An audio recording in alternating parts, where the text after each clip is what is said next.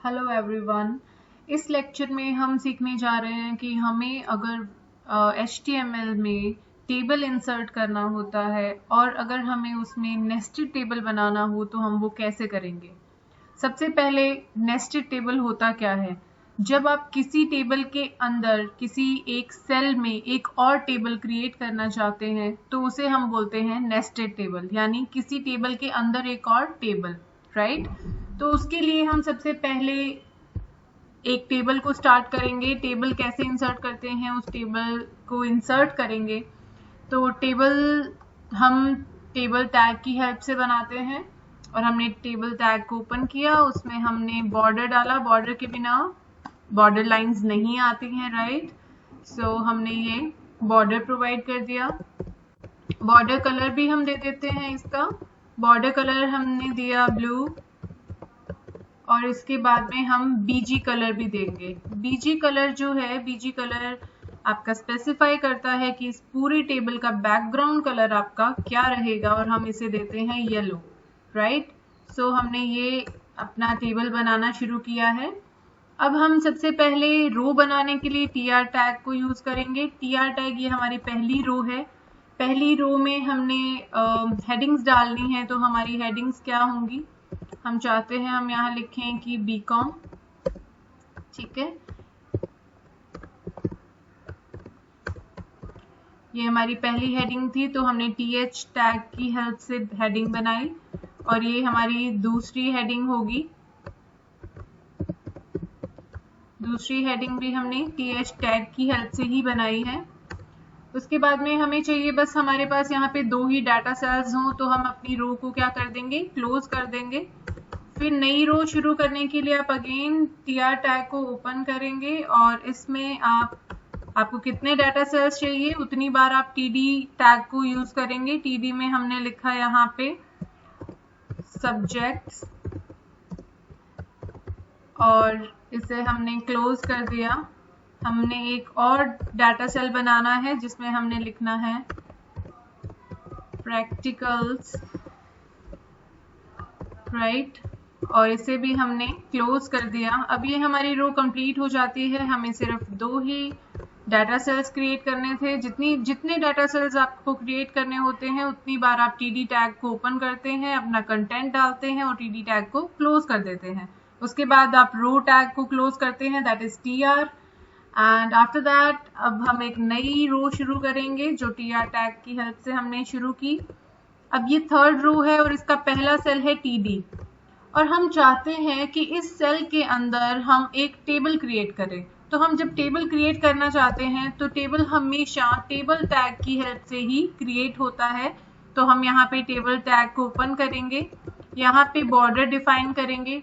यहाँ पे कंफ्यूज होने की जरूरत नहीं है कि यहाँ पे हमने तो पहले भी टेबल टैग ओपन किया था, वो तो एक मेन टेबल है। उसके अंदर जो हम दूसरा टेबल क्रिएट करने जा रहे हैं उस टेबल के लिए हमने दोबारा टेबल टैग को यूज किया है। और ये जो बॉर्डर हम डिफाइन कर रहे हैं ये उस नए टेबल की बॉर्डर की स्पेसिफिकेशंस हम यहाँ पे प्रोवाइड कर रहे हैं। तो हमें चाहिए इसका बॉर्डर 5 और हम इसका बीजी कलर भी डिफाइन करेंगे और बीजी कलर हम रखना चाहते हैं वाइट। इससे आपको ये पता चल जाएगा कि कैसे उसका बैकग्राउंड कलर हमने येलो रखा है, इसका वाइट रखेंगे तो हमें थोड़ा डिफरेंस भी समझ में आ जाएगा, ठीक है।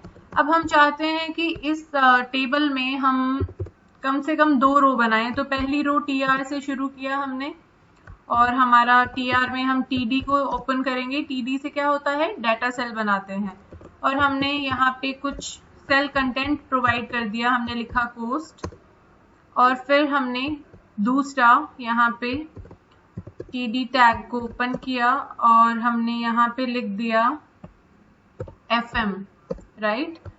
fm लिखा हमने, td टैग को हमने क्लोज कर दिया।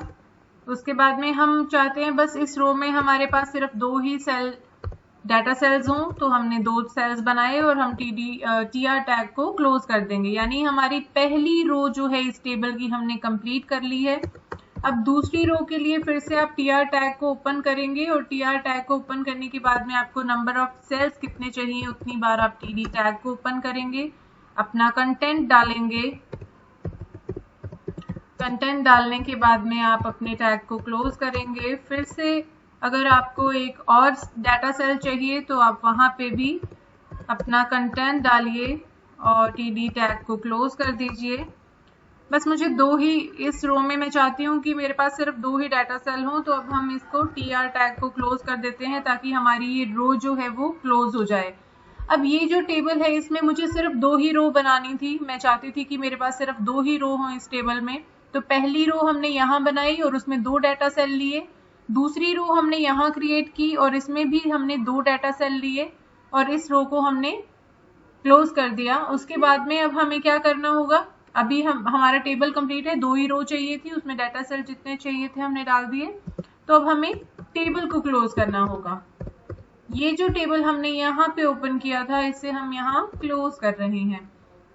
उसके बाद में ये जो टेबल था वो इस डाटा सेल में हम क्रिएट कर रहे थे, तो अब इस डाटा सेल को भी हमें क्लोज करना होगा, राइट।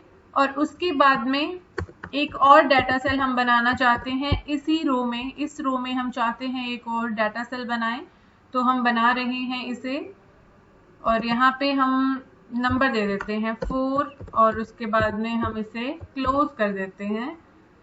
अब ये हमारी रो कंप्लीट हो गई, तो हम इसे टीआर को भी क्लोज करेंगे, ठीक है।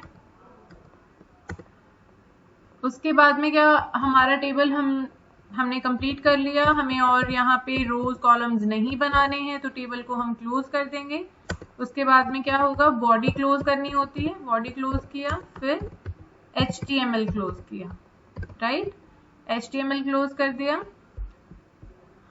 अब इसके बाद में हम कंट्रोल S की हेल्प से इसे सेव कर रहे हैं और हम इसका नाम रख देंगे नेस्टेड टेबल .html, राइट।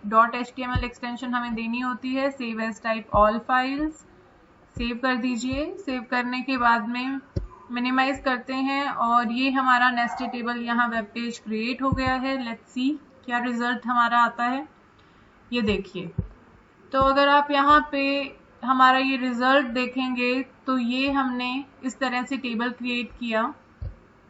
हमने पहला मेन टेबल ये क्रिएट किया है, उसका पहली रो में 2 सेल्स डाले, दूसरी रो में भी 2 सेल डाले, तीसरी रो के पहले सेल में हमने एक और टेबल क्रिएट कर दिया। इसे बोलते हैं नेस्टेड टेबल, राइट।